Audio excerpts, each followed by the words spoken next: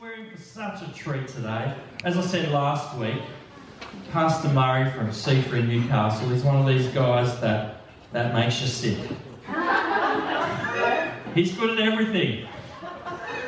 And when I'm having, and I told you last week when I was having.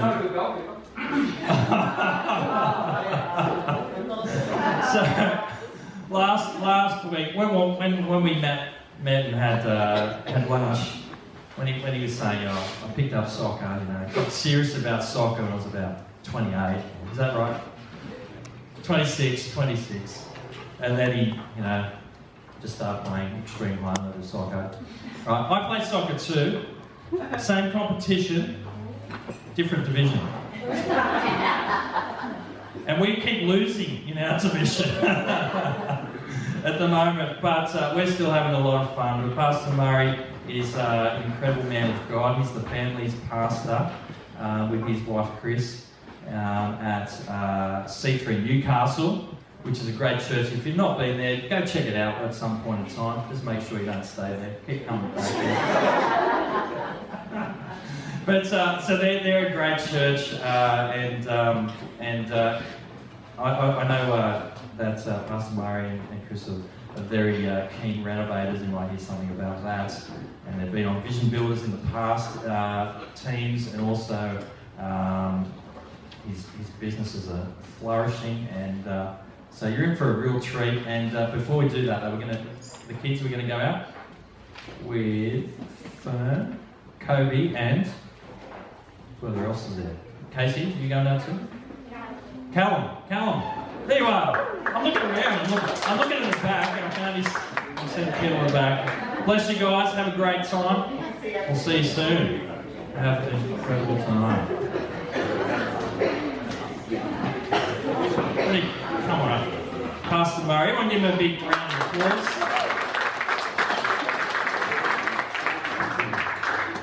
I will bring my wife up to speak straight away. I got to speak first. How are we all? Hi, Lance. I teach with Lance, so I get to see him every single day. It's so exciting. My favourite part of the day is my hug at the beginning of the day. Always get a hug. Hey, when I was praying for you guys, it's just baby straight, I love that. I had these verses pop into my mind. Comes from Psalm 92, did you get that? Psalm 92, 12, 13 and 15, it says, "But the godly will flourish like palm trees and grow strong like the cedars of Lebanon. For they are transplanted to the Lord's own house, and they will flourish in the courts of our God." You guys have been planted here. You guys have been planted. You know what the cedars of Lebanon were? They were like these massive, great big trees that were just there for hundreds and hundreds of years. And they were so strong. They were the trees that were taken to create the temple because they were the best trees in the whole known world.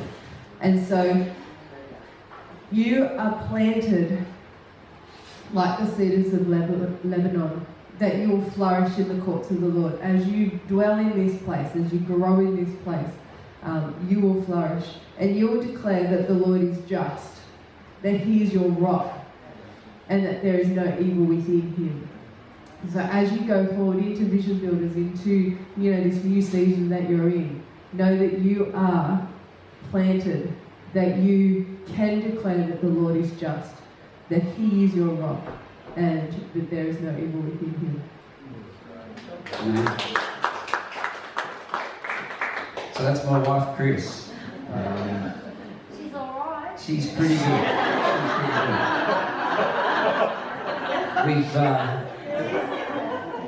We've just, in the last 2 weeks, just celebrated our 22nd wedding anniversary. It's hard to believe we're only 25 and 26 to have done that, but got our 3 kids here with us. 12, going on 24, Friday, 9 and a 4-year-old. Chris and Lance teach together at Hunter Christian School, and as you've heard, I've got my own consultancy business which is based in Warners Bay. Apart from the various boards that I serve on in industry and community groups, yeah, I am a soccer player. I'm mad about soccer. I just try not to show it too much. I'm a coach. I like telling people what to do. But I'm also a cyclist too, so just, yeah, don't run me over when you're driving along the road, please. I was part of the C3 Cyclists earlier in the year that raised $45,000 for riding 700 kilometres in 4 days. We also rode the equivalent of climbing up Mount Everest. That's how many hills we covered in those 4 days. It was pretty intense. But at church, as Pastor Glenn said, look, we're family and kids pastors at our church. I serve on the worship team, on the Pathfinders team, and have been part of the Vision Builders team for nearly 10 years there. So we have pretty busy lives, but we're also very keen renovators, and you will hear some renovating stories and so forth.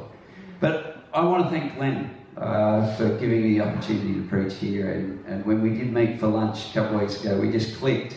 He's a great man, and what Glenn and Belle are doing here for you guys, it's awesome, and I caught a glimpse of what their vision is for this church, and it's great.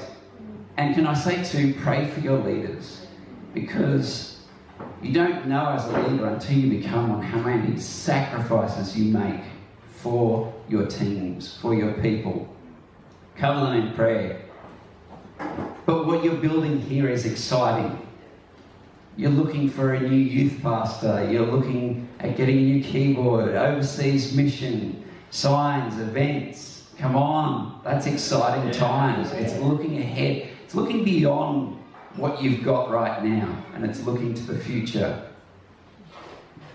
And I love having the opportunity, and having been part of the Vision Builders team at Newcastle City, I get the opportunity to preach during the Vision Builders, and I love it because it gives me the excuse to talk about renovating, and I can't get bagged on it. So that's a good thing. But the thing is, Vision Builders is an opportunity to set out a course for your future. It's not something that we're just going, your leaders don't just go, what would be good? Let's just paint walls blue for the sake of painting blue. No, they're setting a vision for you. They're setting out a course for you. So, let me start here. Okay, who's actually renovated anything? So we've got a few renovators. Who would never renovate it again? Yeah, right. There's a few that would never renovate again. Yes.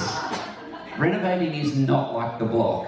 It's not. It's nothing like that. You don't get free money, and you don't get help when you really need it. But in this time of Vision Builders, there's three things that I want to encourage you with. And the first point I want to say is step out of the temporary and into the permanent. That's easier said than done. Because Chris and I, we've renovated for 18 years. And what we've typically done, we buy a house, we renovate it, we sell a house. And we're on to our 6th house now, and so that means we don't stay any longer than 3 years. And so it's always been a temporary process for us. And one of the most common questions we get is, well, how do you get to the point where you've got this house all beautiful and it's perfect and it's perfect to live in? You get to that point and you sell, you get rid of it. And our answer is pretty simple. Well, that's why we buy it in the first place, to sell it. For us, we've never bought a house with emotion. And we've always known that those places were temporary for us. And so we've never actually tied ourselves to a house. Well, that was until January last year. And what happened is we broke our own golden rule of real estate, which is never buy before you sell. But it was part of a process of God speaking through us. And we believe that God was saying for us to start dreaming. Dreaming of something that wasn't temporary. Dreaming of something that was more permanent. And for permanent for us was staying in a house more than 3 years. So to think beyond that short time frame for us was actually a bit of a challenge. And we really believe God was saying to us that not only dream something, but dream big. Don't just dream, something sort of like we had before would be nice, but dream big. So we took that literally and we bought the biggest house we could find. And believe me, in the natural, it was a big risk. But it was a step of faith that we knew we had to take. But if it's been built well, if it has good foundations, it makes my life hard when I want to go and change it. And I love the statement that you guys are putting forward as part of Vision Builders, putting a stake in the ground. Because that's about building good foundations. And good foundations build longevity and character within us. And for many people in this church, you've been part of laying those foundations now. You've been sacrificing, you've been serving, you've been praying. There are people that have gone above and beyond to make sure that the foundations of this church are solid, so that what's built on top of it can remain. And the thing about building something like a retaining wall is if you haven't spent time getting what's underneath that retaining wall perfectly level, when you start to go and build, what was a little bit of a lump in the bottom becomes a big crack the more you build up. So if you haven't spent time getting your foundations right, you're going to find cracks. But if your foundations are right, when the pressure's on and something comes against it, when the pressure comes against it, it won't fail. And from a biblical perspective, what we need to remember is that from the beginning of creation, God has always had the desire to walk with us. Because he made us in his image. And in Genesis 3 tells us that God was present in the garden with Adam and Eve. But Adam and Eve sinned, separated them from God's presence. And from that moment on, it has been God's desire to restore his connection with us so that we can again be with his creation. So when Israel was established as a nation under Moses' leadership, God directed Moses to build a tabernacle so that he could dwell among his people. Because before this, the nation did not have anywhere designated where they could gather together to worship God. So in Exodus 25:8, God said, "Have the people of Israel build me a holy sanctuary so I can live among them." Now, God can pretty much do anything he wants. Okay? I think we get that. But he wanted his people involved in building this place of worship. So instead of doing it himself, he instructed Moses. And in the first 3 chapters of Exodus 25, the Lord said to Moses, "Tell the people of Israel to bring me their sacred offerings. Accept the contributions from all whose hearts are moved to offer them. And here is a list of sacred offerings you may accept from them." And from there, we've got chapters and chapters of detail, intricate design, and specific, covering the design and instructions of what was to be done. Now, God already could see the structure in its complete state. He knew every detail. But the materials needed to be offered by the people. It was the people that had to bring these offerings. Why? Because the tabernacle was a sign of God's desire to be with his people, but their offering was a response to his invitation. So, God had the desire to be with us, but his people had to respond by bringing an offering. That was their worship. God was saying, I want to be close to you. I want to be on you. I've made the first step. Will you show your desire to be with me and bring me a sacred offering? And the two things about the temple were the tabernacle was a sanctuary that only the priests could go in. And this structure was only temporary. Now, if we fast forward a couple of hundred years, we get to the place where King David has taken the throne. Again, God is expressing his desire to have a place where he could dwell amongst his people. And again, he invites a response from his people to bring an offering. Here we're at 1 Chronicles 29. And David puts a call out to the Israelites to bring an offering, to have all the materials to build the temple, which Solomon was going to build. And their response was extravagant. Now, David had already put forth his offering, and he says in verse 5, "Now then, who will follow my example and give offerings to the Lord today?" Then the family leaders, the leaders of the tribes of Israel, the generals, the captains of the army, and the king's administrative officers all gave willingly. Now get this. Verse 7. For the construction of the temple of God, they gave about 188 tons of gold, 10,000 gold coins, 375 tons of silver, 675 tons of bronze, and 3,750 tons of iron. Just about.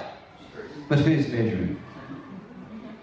That's a pretty impressive offering. And verse 9, the people rejoiced over the offerings, for they had been given freely and wholeheartedly to the Lord. And King David was filled with joy. Now, if you want to bring that much for your offering, I'm sure Pastor Glenn and Bell will be pretty much filled with joy. We'll work out something to do. I think that'll be okay. But there is something about an absolute joy coming from an offering where people have given wholeheartedly.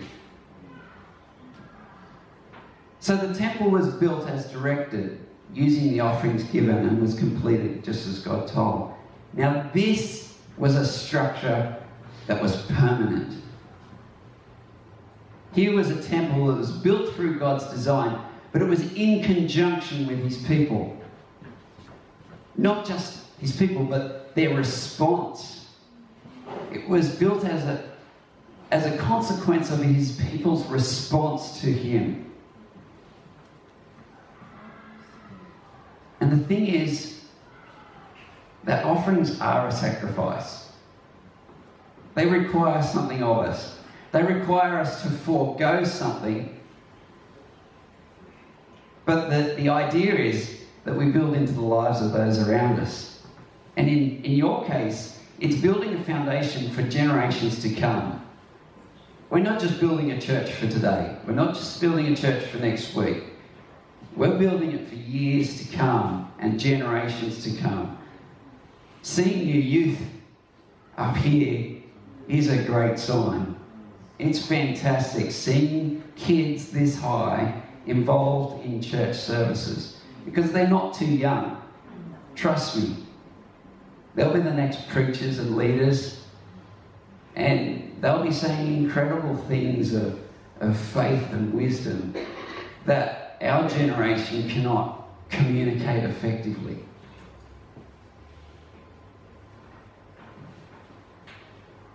For us, during our last couple of weeks of renovating our last house, we were spending probably about an extra 40 hours a week renovating.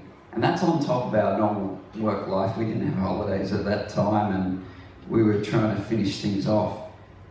But it's because we knew we were creating something, not for ourselves, but we knew we were creating something for the next people to come. And we want to create a foundation for people to come into our houses that we've built and enjoy it. We want to create a lifestyle for people to come in and go, wow, I can just come in, relax and enjoy. And as a church, it's the same. This month of Vision Builders is an opportunity to lay those foundations as part of your offering. Taking the temporary, putting it aside, and provisioning for the permanent. And what that will do is it'll allow the church to dig its roots deep in this city. It will sow into lives to come, and it will provide people a place to find and fulfill their God-given purpose. Now, when we go back to the Israelites, what happened after they built the temple is pretty extraordinary. Because Solomon became more wealthy than than every other king. But not only that, the people of Israel also experienced an incredible blessing. And in 1 Kings 4:25, we see that everyone during Solomon's reign, they owned their own home and garden. Everyone. And if we look further in 1 Kings 10:27, it actually says that silver was as common as stones. That's how extravagant a blessing that life became under the reign of Solomon. I'll just kick a few pieces of silver along the road. That's not bad. The nation prospered, and the prosperity was enjoyed by everyone. Now, here we are in your month of Vision Builders, and your leadership is saying that God wants you to establish a permanent home right here in this city. A place to dig your roots in deep, spread your branches throughout this suburb and beyond. And you're acting on Isaiah 54:2. You're enlarging your house. You're building an addition. You're spreading out your home. You're sparing no expense. This is what you step out in faith for. My second point that I want you to get today is I want you to catch that vision. Like, really catch it. When Chris and I have renovated houses, the first thing we have to do is come up with a vision of what we want to create before we even get there. And generally we would do this before we even purchased a place. We would see something and we would come up with a vision. How will this look? Like, it's exciting. I don't know about you, but I get excited. All the ideas in my head, what can we do with this? How could it look? How can we do this? Something new, something fresh. Don't look at what's there. Don't look at what's falling down. Don't look at what just looks ugly and outdated. See what could be. But it takes a lot of blood, sweat and tears to create it. Literally, a lot of blood, sweat and tears. I've been fortunate that I've only had to go to hospital emergency once in my 18 years. But yes, there was blood. But there are people who don't cope well with the uncertainty of renovating. People that don't cope well with chaos, mess, dirt. And that's when people give up. When everything feels like it's pulled apart and wrecked and dirty and messy, and it just can't see the next step to put it all back together. The state of mid-renovation can give you the horrors. You only have to turn on halfway through a series of The Block to see what halfway through a renovation looks like. It can be depressing, stressful, physically tiring and emotionally draining. The thought of not knowing what's going to be behind that wall you're going to rip down, or thought of just having dust over everything. You go to cook tea in the non-existent kitchen that you've already ripped out and there's dirt and dust over all your plates. Or the thought of strange tradesmen tromping through your house at 7 o'clock in the morning and through all day can be daunting. But I think that's the reason why I love renovating. It's because during those times, I can see the vision. I can see the vision of that finished product. And when there's all dirt and mess around, it means there's progress. We can look at it as a negative thing, or we can look at it as a positive thing. The dirt and the dust means that our boots are getting dirty. We're doing stuff. But you've got to keep the vision front of mind, because otherwise you get caught up in the dust and the mess. I know the transformation that's going to happen and about to happen, so I get excited about that time. It's not the time to give up. And if you're stuck in the middle of a renovation, and maybe it's not a house renovation, maybe it's a relationship issue, maybe it's something, a financial issue or an anxiety issue. Sometimes you just need to lift your head up above your circumstances and remind yourself of that vision that you've had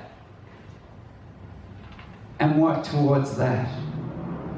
And if you don't have a vision, find one. Because a business that doesn't have a vision will struggle to survive. And a church without a vision won't know who to help. The vision becomes meaningless. The thing is, vision without action is just a dream. I had a vision one day that I would have a Ned Kelly beard. But unfortunately, I don't have the DNA to support that. So that vision just remains a dream for me. A vision is so much more than just having a plan, being prepared. That's good. But the times that I've tried to be prepared going shopping, I'll generally come home and find that I've bought 3 tubs of peanut butter, I've got 6 litres of milk and no toilet paper. Having a vision is more than just being prepared. See, the thing is, if you catch the vision, you won't lose it. Like, if you really catch the vision, you won't lose it. And if you do catch the vision, you'll want to put legs on it. You'll want to be part of it. And as a church, you are stepping out and believing for a total of $20,000. Now, that can sound like a lot, and it is. And that's a good thing. But this is for something to accomplish all that God wants you to do. This takes you one step closer to provisioning for your future and laying the foundation for those to come. But the thing is, if you don't have vision without faith, it just becomes business as usual. So you've got to have a vision. Yeah, I'm just going to stretch a bit further there and add a touch of faith to that. Because otherwise you're just going to be doing whatever you've been doing. You'll just be running off business as usual. And this is my third point. You need to move from sacrifice to faith. If we're getting practical about vision builders, there's two components of your giving. There's the sacrifice bit. You know, the bit in the natural where you go away and have a look at your budget, what comes in, what goes out. But then you actually go, okay, what could I sacrifice? What could I go without? Is it that extra coffee a day, a week? Is it chocolate? Is it an extra pair of jeans? Is it... What is it that you can sacrifice? That you can go, I can go without because I'm sowing into somebody else's life. And then there's the faith component, the supernatural component, where you go, okay, God, this is what I can sacrifice. Now, fill me with a bit of faith and show me how far I can stretch. And I can tell you that when you step out in faith, there is always a blessing attached. Each year when our Vision Builders month comes around, Chris and I look at what we bring into the house every year. And every year we stretch our faith a little bit further, a little bit higher. And every year we look back and see the many, many ways in which we've been blessed. Sometimes we just go, how did we get to this place? And we know the answer. It's not ourselves, it's the blessing of God. We know that He has His hand on our life.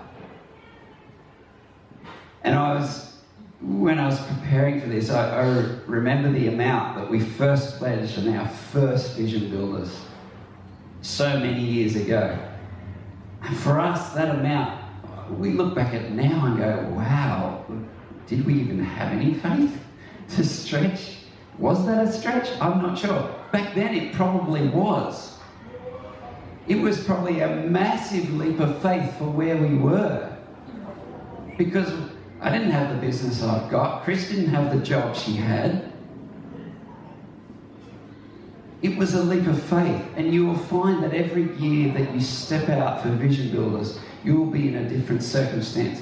But every year, you want to ask God, step me a bit further, a bit further, a bit further. So every year, we have increased our pledge without fail, because we know when we've looked back on the previous year, we go, God has been faithful in that. And so we step forward. And this has been through years that we've had kids and we've been on one income. And we've gone, God, you've been faithful in that. You've proven yourself. We will stand on this and we will step further in faith. No matter the circumstances we have faced, each year we have seen the provision of God come through more and more.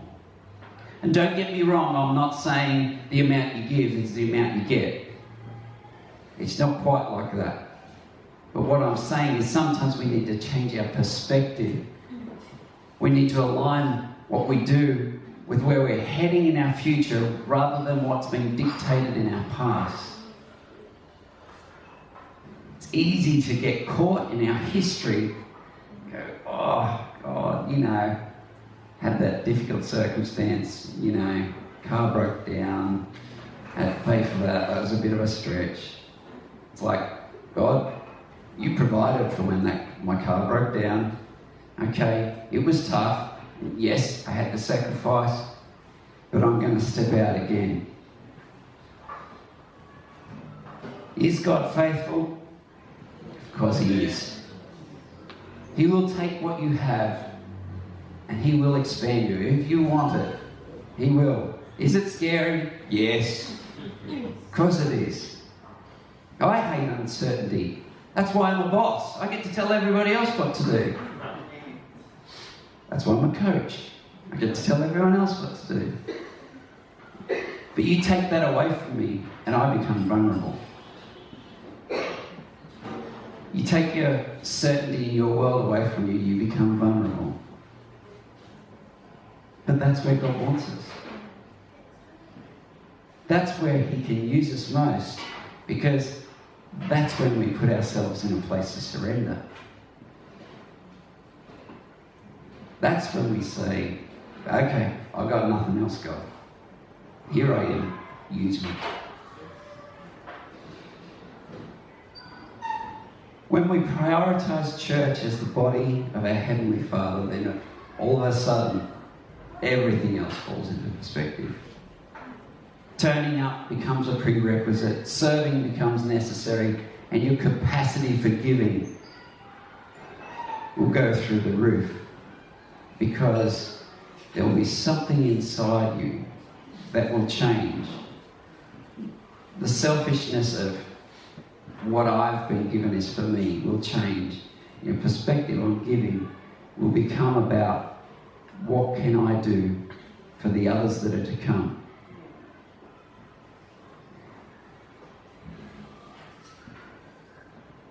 Put a stake in the ground.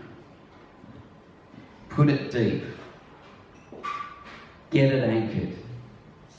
Claim it. And then let your faith rise as to what God can do through you. Thank you. And bless you guys as you serve through Good Joy.